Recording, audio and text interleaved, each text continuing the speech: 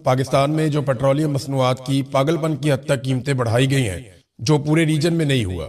यानी ऐसा लगता है कि जंग ईरान की नहीं, पाकिस्तान की लगी हुई है।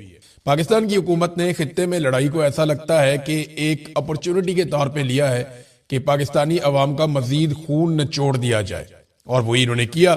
मिसाल के तौर पे इस वक्त जो तेल की असल कीमत है वो 158 रुपए है। शहबाज शरीफ अपने दौर में जब अपोजिशन में थे तो इमरान खान साहब के दौर में एक फार्मूला बताते थे कि सारे टैक्सेस खत्म करके अवाम को रिलीफ दिया जाए, और 70 से 80 रुपए लीटर पेट्रोल वो ये कहते थे कि बेचा जाए।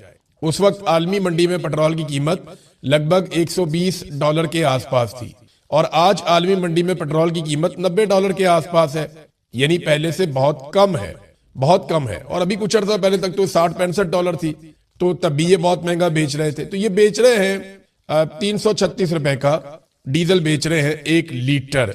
असल कीमत जो है वो 158 रुपए है। बाकी जितना पैसा है लगभग $250 रुपया वो हुकूमत टैक्स ले रही है पेट्रोलियम मसनूआत के ऊपर।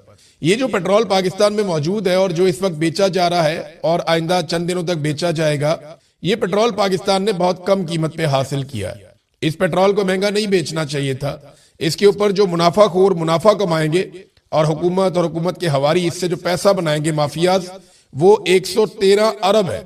यानी अवाम को 113 अरब का चूना इन्होंने रातों रात लगा दिया। पहले पेट्रोल बेचना बंद कर दिया, पेट्रोल पंप बंद कर दिए, फिर हुकूमत ने एकदम से कीमत को 55 रुपए बढ़ा दिया। और अब जब अवाम ने अच्छी खासी इनकी क्लास ले ली है, इनके सारे पुराने बयानात निकाल कर अवाम दिखा रही है। कई हमारे ऐसे दानिश्वर हैं, कई ऐसे हमारे जर्नलिस्ट हैं, तजियाकार हैं, बहुत सारे टाउट्स हैं। ये वो लोग हैं जो नून लीग के हमायती हैं, पीपल्स पार्टी के हमायती हैं। इमरान खान के दौर में पेट्रोल की कीमत 2 रुपए या 3 रुपए बढ़ती थी ना, तो ये तत्ते तवे पे बैठ जाते थे। ये इतने बेचारे परेशान हो जाते थे कि इनकी छलांगे ही खत्म नहीं होती थी। ये नाच नाच के घुंघरू तोड़ देते थे कि जनाब पेट्रोल 2 रुपए महंगा हो गया, आवाम की कमर टूट गई। आज ये सारे चुप हैं, कोई बात करने के लिए तैयार नहीं है। मरियम नवाज के स्टेटमेंट हो या शहबाज शरीफ के या नवाज शरीफ के स्टेटमेंट हो या बाकी काबीना के स्टेटमेंट हो, हैरत अंगेज तौर पे ढिठाई और बेशर्मी इन्होंने ओढ़ी हुई है। पंजाब में जो झूठ बोलने की मिनिस्टर है, वो झूठ बोलने वाली एक मशीन है पंजाब में जिसको मिनिस्टर बनाया हुआ। कभी वो कहती है कि जहाज जो है वो कोई एयरलाइन बन रही है, कभी वो कहती है कि 800 रुपए का सूट आ गया है। वो लोग निकालते हैं उसके ऊपर, वेबसाइट्स के ऊपर चेक करते हैं तो वो तो लाखों रुपए की चीजें पहनती है, टिकटॉकर जो वजीर आला है। और ये मिनिस्टर जो है वो दिन रात जूते पॉलिश करने के चक्कर में, कभी जनाब जूतों का झूठ, कभी सहाफी ने जनाब ये झूठ बोला हुआ है उसको पकड़ के अंदर कर दिया, कभी बच्चा गटर में गिर गया, माँ और बच्ची गटर में गिर गया, वो झूठ बोलना नहीं, ऐसा वाकई नहीं हुआ। हर चीज के ऊपर झूठ बोल बोल के, जहाज वाला भी झूठ बोल के। अब क्या ये वजीर आजम ने ना लेवी कम कर दी, यानी अवाम पे बोझ मुंतकिल किया, वजीर आजम ने लेवी कम कर दिया। और भाई लेवी 20 रुपए मजीद बढ़ा दी है गैर जरूरी तौर पे, लेवी भी बढ़ा दी है। पेट्रोल की कीमत तो बढ़ाई है, लेवी भी साथ बढ़ा दी है 20 रुपए। ये इन्होंने पाकिस्तान के साथ किया। मट्टी के तेल की क्या हालत की है जरा ये भी आप देख लें। ऐसा नहीं है कि खाली इन्होंने पेट्रोल की कीमत जो है वो बढ़ाई है और डीजल की कीमत बढ़ाई है। जो सबसे बड़ी डकैती मारी है वो तो मट्टी के तेल में सीधा सीधा 130 रुपए फी लीटर का इजाफा कर दिया इन्होंने। ये आम आदमी, गरीब आदमी इस्तेमाल करता है। ये वो पाकिस्तानी मट्टी का तेल इस्तेमाल करते हैं जिनके घर में गैस नहीं आती। गैस तो आती है ना अशराफिया के घरों में, गैस तो आती है बड़े बड़े शहरों में, गैस तो आती है जहां पे हुक्मरान क्लास रहती है। ये जो गरीब बेचारे गांव देहातों में रहने वाले लोग हैं वो तो मट्टी के तेल पे गुजारा करते हैं। तो मट्टी के तेल जो गरीब आदमी का फ्यूल है और उसके घर के किचन में काम आता है, मट्टी के तेल के ऊपर सीधा सीधा 130 रुपए फी लीटर इजाफा कर दिया इन्होंने। ये पाकिस्तान के साथ कर रहे हैं। ये जरा एक तस्वीर देखें नाज़रीन, ये तस्वीर जो है ना ये सारी कहानी आपको बता रही है। एक तरफ इमरान खान का फोटो है, एक तरफ शहबाज शरीफ का फोटो है, और शहबाज शरीफ की जगह आसिम मुनीर साहब का फोटो होना चाहिए था, साथ जनरल बाजवा का होना चाहिए था, क्योंकि इक्तदार में तो ये लोग हैं, ये तो बेचारे अर्दली हैं। चले फिर भी एक तरफ इमरान खान और एक तरफ शहबाज शरीफ। इमरान खान के दौर में आलमी मार्केट में $120 फी बैरल से महंगा पेट्रोल था, जिसे इमरान खान 150 रुपए फी लीटर बेच रहा था, ये लिखा हुआ है। जबकि शहबाज शरीफ के दौर में $80 फी बैरल पेट्रोल है, जिसे शहबाज शरीफ 321 रुपए, वैसे 322 ही बनता है राउंड फिगर करें तो, 321 रुपए फी लीटर बेच रहा है। देखें कितना फर्क है दोनों में। और ये तस्वीर पूरी कहानी सुना रही। अब इन्होंने ना तवज्जो हटाने के लिए एक नया काम डाल दिया। तवज्जो हटाने के लिए करते क्या है कि कोई ना कोई केस खोल के कोई ना कोई डाइवर्जन डाल देते हैं। तो इन्होंने पाकिस्तान तहरीक इंसाफ के लोगों को 9 मई के अंदर एक दफा फिर सजाएं सुनाना शुरू कर दी है। ले दे के ना आसिम मुनीर रजीम के पास छुपने की एक ही चीज बचती है और वो 9 मई। पीटीआई कहती है कि एक फॉल्स फ्लैग ऑपरेशन था, उसमें हमने कुछ नहीं किया, बल्कि सीसीटीवी फुटेज भी गायब कर दी गई, सिक्योरिटी भी वहां से हटा दी गई और प्लानिंग के जरिए से 9 मई करवाया गया। अब पीटीआई का ये कहना है कि हमारे साथ ज्यादती करते हैं, हर दफा 9 मई ले आते हैं। तो जब भी ये कुछ बुरा करते हैं या जब भी इनसे कुछ बुरा हो जाता है, ये फौरी तौर पे 9 मई के पीछे छुप जाते हैं। अब इन्होंने किया ये कि 9 मई के मुकदमात का एक मरतबा फिर फैसला सुनाना शुरू कर दिया, सजाएं सुनाना शुरू कर दी कि जनाब 9 मई के अंदर बड़ा जुल्म हुआ, ज्यादती हुई। अब ये देखें सजाएं देखें, अब चेक करें। अदालत ने मुल्जिमान की जायदादें भी जब्त कर दी और ये कोई GHQ हमला केस है, इसमें फैसला जारी कर दिया। 47 इश्तिहारी मुल्जिमान को 10-10 साल कैद और 5-5 लाख रुपए जुर्माने की सजा दे दी गई है। जो आम लोग हैं उनमें उमर अयूब साहब हैं, जरताज गुल हैं, मुराद सईद हैं, शिबली फराज हैं, हमाद अजहर, कंवल शौजब, शेख राशिद शफीक, फिर उसके बाद शहबाज गिल, वो पाकिस्तान में नहीं था, जुल्फी बुखारी, मोहम्मद अहमद चट्टा, राय हसन नवाज, राय मोहम्मद मुर्तजा और बहुत सारे, शौकत अली भट्टी, उस्मान सईद बसरा, फिर एजाज खान जाजी। ये पीटीआई के तकरीबन सारे लोगों को ही ना इंसदाद दहशतगर्दी अदालत के जज अमजद अली शाह ने फैसला सुना के सबको सजा दे दी। ये है 9 मई और ये है फैसला। और सुनाया क्यों गया? देखिए ना, ये डाइवर्जन लगाते हैं, तवज्जो भटकाते हैं लोगों की। ठीक है, आप 9 मई की तरफ तवज्जो दें और सोशल मीडिया पे जो एक लोगों ने तूफान खड़ा कर दिया इस अजीबोगरीब किस्म की प्राइस हाइक के ऊपर, पूरी दुनिया में ऐसा नहीं हुआ भाई। इंपैक्ट आएगा तो पूरी दुनिया पे आएगा ना। दुनिया में 2%, 3%, 5% इतना इजाफा हुआ, पाकिस्तान ने उठा के सीधा 21% इजाफा कर दिया। तो ये तो ऐसे बैठे हुए थे दाव के ऊपर कि हमारा कोई दाव लग जाए, हम कीमतें बढ़ा दें। अब नाज़रीन, आसिम मुनीर साहब गए हैं सऊदी अरब, उन्होंने जाकर मुलाकात की है सऊदी अरब के अंदर सऊदी वजीर दिफा से। मैं इस हवाले से ना पहले आपको उनका जो ट्वीट है वो पढ़ के आपको सुनाता हूं, फिर आपको बताता हूं कि एक्चुअली लगता क्या है। ये सऊदी वजीर दिफा खालिद बिन सलमान का ट्वीट है। पाकिस्तान के चीफ ऑफ आर्मी स्टाफ और chief of defence forces field marshal Asim Munir से मुलाकात हुई है। हमने मुमलिकत सऊदी अरब पर ईरानी हमलों और अपने मुश्तरका स्ट्रेटेजिक दिफाई मुआहदे के फ्रेमवर्क के तहत उन्हें रोकने के लिए जरूरी इकदाम पर तबादला ख्याल किया है। हमने इस बात पर जोर दिया है कि इसी तरह के इकदाम इलाकाई सलामती और इस्तेहकाम को नुकसान पहुंचाते हैं और इस उम्मीद का इजहार किया है कि ईरानी फरीक दानिशमंदी का मुजाहरा करेगा और गलत फहमी से गुरेज करेगा, यानी कोई मिस कैलकुलेशन नहीं करेगा, कोई मिस एडवेंचर टाइप नहीं करेगा। तो एक तो ये कि उन्होंने बताया कि ईरानी फरीक, यानी एक फरीक पाकिस्तान और सऊदी अरब है और दूसरा फरीक ईरान है। देखिए, मेरा एक सवाल है कि पाकिस्तान ने मुजम्मत की ईरान की कि उन्होंने अरब ममालिक पे अटैक किया, लेकिन पाकिस्तान ने नाम लेकर मुजम्मत अमेरिका और इसराइल की नहीं की कि उन्होंने क्यों ईरान के ऊपर अटैक किया। सऊदी अरब के अंदर अमेरिकी अड्डे पर अगर ईरान अटैक करता है तो पाकिस्तान के आर्मी चीफ वहां जाते हैं और जाके यकजहती करते हैं, लेकिन अमेरिका और इसराइल ईरान के अंदर जारहियत करते हैं तो आर्मी चीफ वहां जाके किसी किस्म का इजहार यकजहती नहीं करते।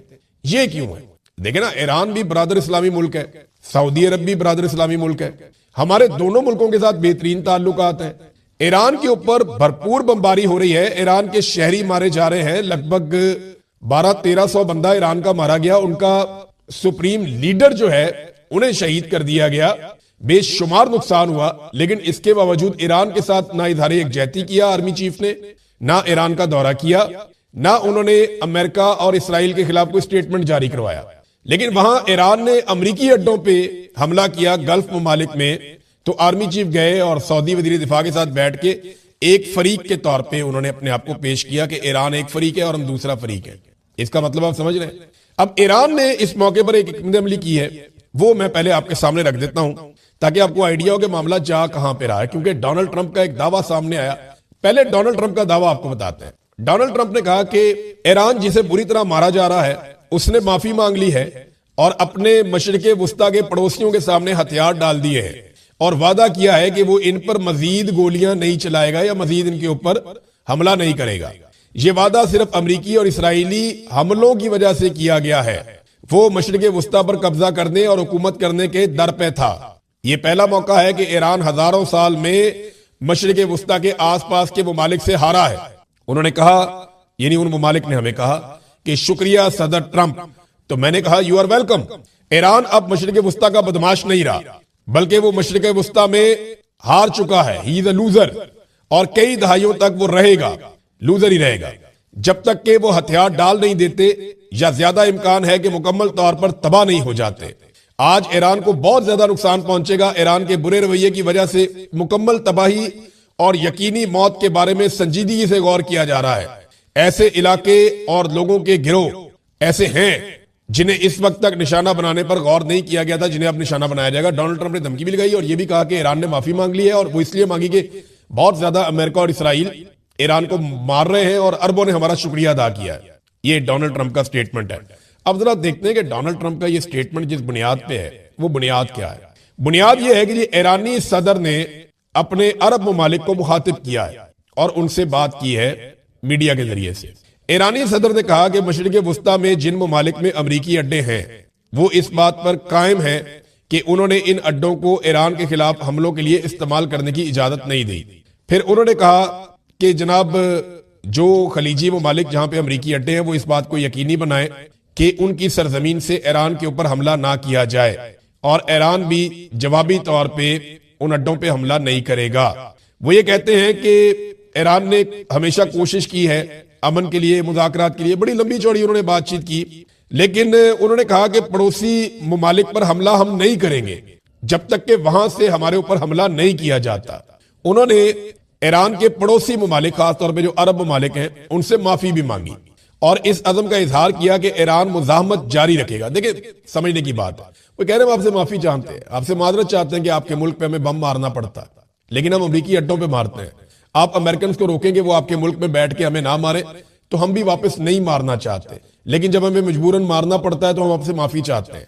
तो ईरान का ये तरीकाकार आप गौर कर लीजिए कि वो अरब ममालिक से ताल्लुकात बिगाड़ना भी नहीं चाहता और अपना रिटेलिएशन भी करना चाहता है, जवाबी कार्रवाई भी करना चाहता है।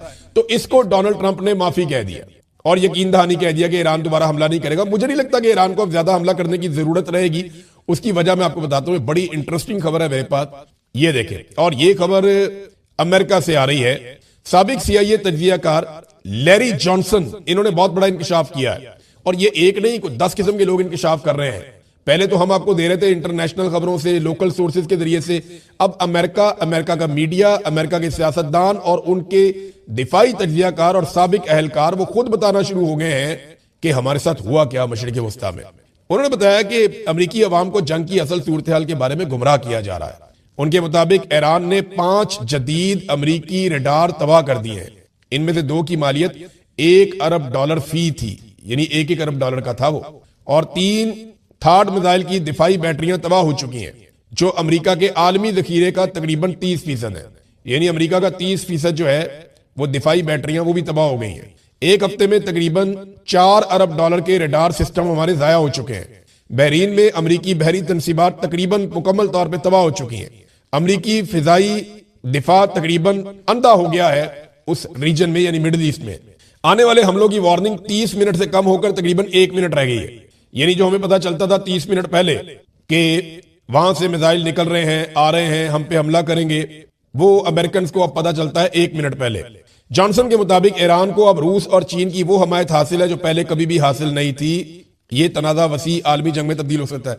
अच्छा, ये नुकसानात हुए हैं। कुछ और तस्वीर और वीडियो भी आई है। सैटेलाइट तस्वीर के मुताबिक उर्दन में एक अमरीकी थर्ड मिसाइल बैटरी का जो पूरा रडार सिस्टम है उसको अमेरिका और इसराइल के ईरान पर हमलों के इब्तदाई दिनों में निशाना बनाया गया था, और ये मुकम्मल तौर पर तबाह हो गया है। ये बहुत बड़ा नुकसान हुआ है। ये तकरीबन $9 अरब का है, और अमेरिका को बड़ा अरसा लग जाएगा इनको ठीक करने में। बाद चीजों को अमेरिका को ठीक करने में 5 से 7 साल भी लग सकते हैं, ये भी खबरें आ रही हैं। अच्छा, उर्दन में अमेरिका का एयर डिफेंस सिस्टम जो है ना, उसका रडार तबाह हो गया है। अब रडार के बगैर जो है वो, जो उनके पास इंटरसेप्टर्स हैं जो ड्रोन्स को और मिसाइलों को रोकते हैं, वो नकारा हो गए। आपके पास रडार ही नहीं है तो आप पता कैसे करेंगे कहां से क्या आ रहा है। रडार पहले आइडेंटिफाई करता है, फिर जाके उसको फिजाई दिफाई निजाम जो है वो निशाना बनाता है। इंटरसेप्टर मिसाइल तभी काम आते हैं ना जब रडार काम करता है। तो रडार अब तो उसकी आंखें तो खत्म हो गई, देखने की सलाहियत तो खत्म हो गई, तो बगैर देखे तो मार नहीं सकते। अंधेरे में तीर चलाने का क्या फायदा। ये किया है ईरान ने। देखिए, ईरान कहता है जी अब हम सिर्फ इसराइल के ऊपर अटैक करेंगे। मेरे ख्याल में ये एक हिकमत अमली इसलिए भी कामयाब हुई है कि ईरान ने रास्ता क्लियर कर दिया। ईरानी मिसाइल कई ममालिक से गुजरने के बाद पहुंचता था इसराइल में। रास्ते में सऊदी अरब आ जाता है, रास्ते में यूएई आ जाता है, रास्ते में उर्दन आ जाता है, फिर जाके इसराइल पहुंचता है मिसाइल। यानी उससे पहले जो है सबसे पहले तो ओमान आ जाता है। तो ये 4-5 ममालिक क्रॉस करके, समंदर क्रॉस करके फिर जाके वो मिसाइल पहुंचता है इसराइल में।